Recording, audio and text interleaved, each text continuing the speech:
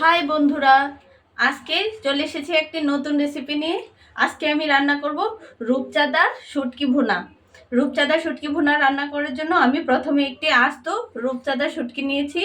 এখন এটা টুকরা করে কেটে নিব। এখন রূপচাঁদার শুটকিটা কেটে নিয়েছি। আমি হালকা গরম জল দিয়ে এখন শুটকিটা ভালোভাবে ধুয়ে নিব। আমি রূপচাঁদা মাছটা ভালোভাবে ধুয়ে নিয়েছি। এখন চুলায় একটা প্যান বসিয়ে দিব। বসিয়ে কিছুটা তেল দিয়ে দিব।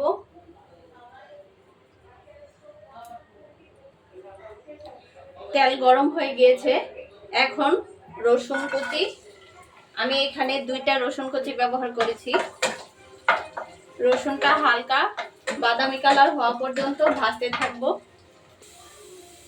রসুনের কালার চলে এসেছে। এখন আমি এখানে 2 কাপের মতো পেঁয়াজ দিয়ে দিচ্ছি।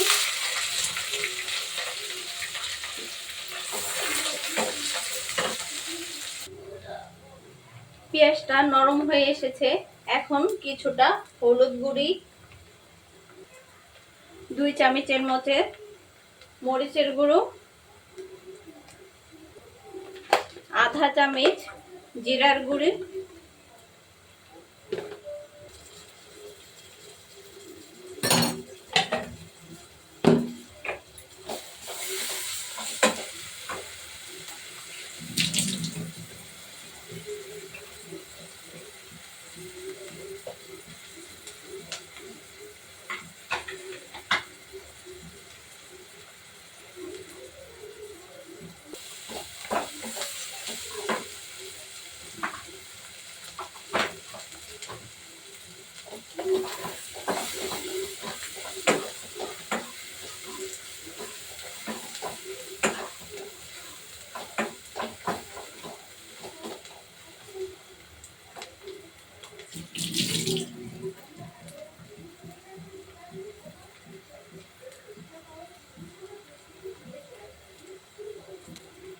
মশলাটা ভাজা হয়ে গেছে।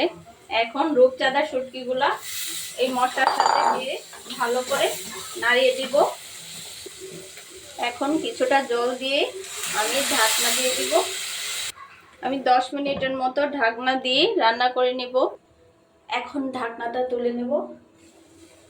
দেখুন রূপচাঁদা মাছটা একদম সিদ্ধ হয়ে গিয়েছে। এখন আমি 4-5টার মতো কাঁচা লঙ্কা দিয়ে দিব। কাঁচা লঙ্কা দিয়ে আমি আবার ঢাকনাটা দিয়ে দিব